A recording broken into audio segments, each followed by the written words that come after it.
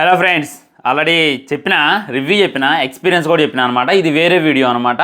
ఎంత వసూలు చేయొచ్చు, సినిమాలో ఉన్నటువంటి మెయిన్ ఏంది, సినిమా ఎందుకు అంతలా హిట్ అయింది, ఇప్పుడు కలెక్షన్స్ ఎంత కొట్టొచ్చు అనేటటువంటిది క్లారిటీగా క్లుప్తంగా మాట్లాడుకునేటటువంటి ప్రయత్నం చేద్దాం. ఫస్ట్ ఏంటంటే కన్నడ వాళ్ళు చాలామంది ఈ ఎపిక్ని బాయ్కాట్ చేయాలి అని చెప్పి పిలుపునిస్తున్నారు. ట్విట్టర్లో ట్రెండ్ చేస్తున్నారు, ఫేస్బుక్లో పోస్టులు కూడా పెడుతున్నారు. ఓరి ఏలకేం పోయే కాలం రా, అప్పుడు కర్ణాటకలో కూడా బాగానే ఆడింది సినిమా. కన్నడలో అయినా వేరే ఇండస్ట్రీలో అయినా కానీ ఓచుకొతగా వస్తుంది. అప్పట్లో బాహుబలి అయినా బాహుబలి 2 అయినా. కానీ సడన్గా వీళ్ళెందుకు బాయ్కాట్ చేస్తున్నారు అనేటటువంటి డీటెయిల్లోకి వెళ్తే సినిమాలో ఆల్మోస్ట్ 90 నిమిషాలు లేపేశారు. మీరు అబ్జర్వ్ చేయండి, సినిమా చూసిన వాళ్ళకైతే ఇది అర్థమైంది అనమాట. మన అవంతిక శివుడు లవ్ స్టోరీ లేపేశారు, పచ్చబొట్టేసిన సాంగ్ లేపేశారు, మనోహరి సాంగ్ లేపేశారు. అండ్ పాటలో చూసుకున్నట్లయితే అందులో కూడా 2-3 సాంగ్స్ ఉంటాయి. బలి బలి రా బలి సాంగులు లేపేశారు. అది కూడా కొద్ది ఉంచారనమాట, కొద్దిగా అయితే లేపేశారు. అండ్ అందులో ఏదో దేవసేన సాంగ్ అయితే పెట్టారనమాట. ఈ విధంగా చాలా సీన్లు లేపేశారు.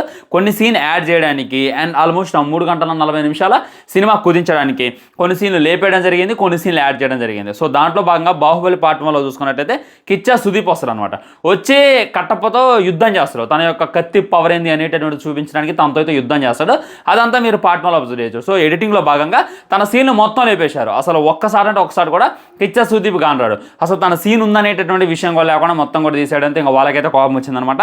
మా హీరో ఫుటేజ్ని మీరు లేపేస్తారా, మీకు ఎంత ధైర్యం, అందుకే మీ సినిమాని మేము చూడం, మీ సినిమాని మేము బాయ్కాట్ చేస్తామని చెప్పి వాళ్ళైతే బాయ్కాట్కి అయితే పిలిపించారనమాట. ఇక సినిమా అక్కడ ఆడొద్దు అని చెప్పి థియేటర్కి వెళ్ళి కూడా గొడవలు అయితే చేస్తున్నారంట. అంటే ఇది రిలీజ్ భయ్యా.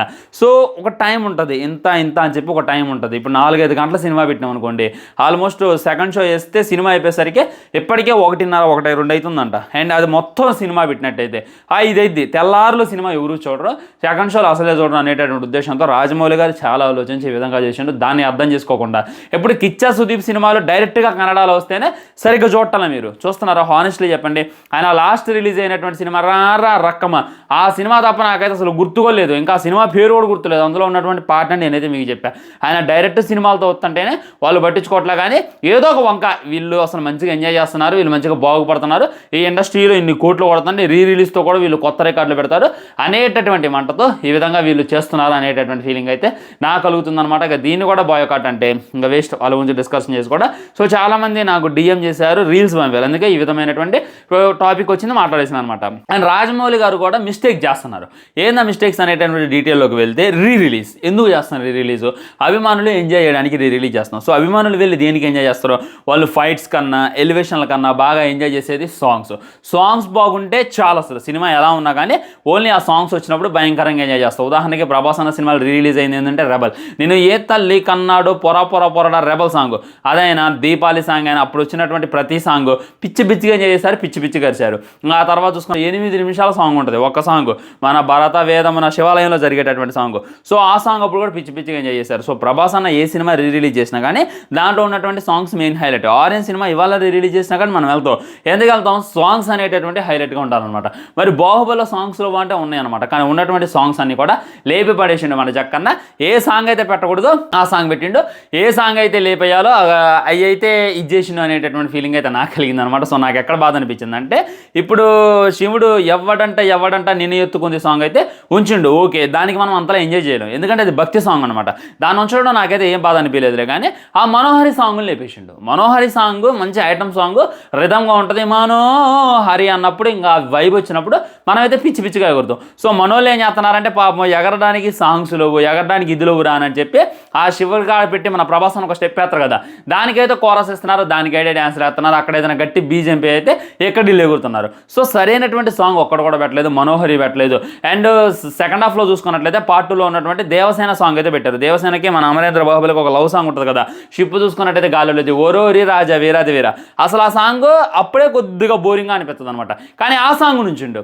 అండ్ చూసుకున్నట్లయితే మురిపాల ముకుంద సాంగ్ ఉంటుంది, అందులో ఒక వైబ్ ఉంటుంది, కన్నా నీదురించారు, ఆ సాంగ్ వేరే లెవెల్ ఉంటుంది. దాన్ని లేపేసిండు.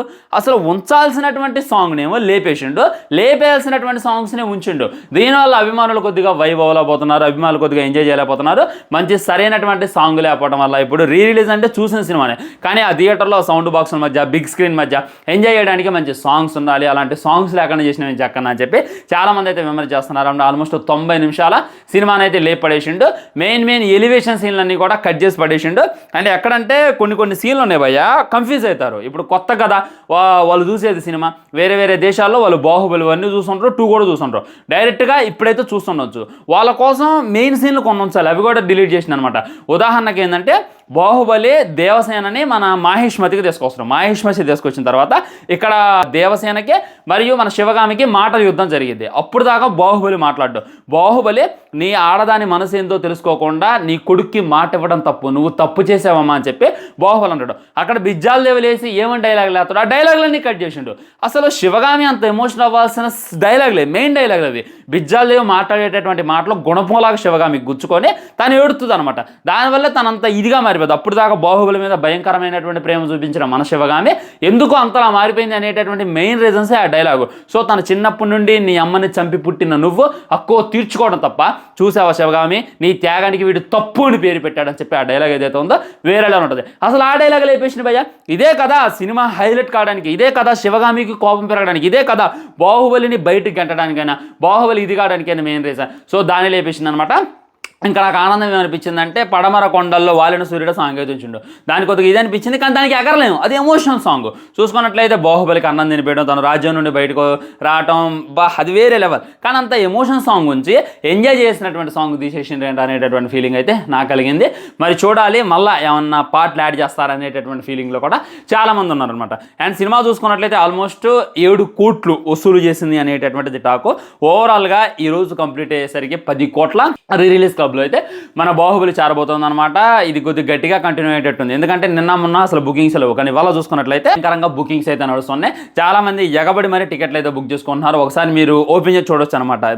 నిన్న ప్రీమియర్స్ కూడా మంచి కలెక్షన్స్ వచ్చాయి. ఇవాళ మార్నింగ్ షో నుండి రోజుకు 4 షోలు పర్మిషన్ ఇచ్చిన భయంకరమైనటువంటి వస్తున్నాయి అనమాట.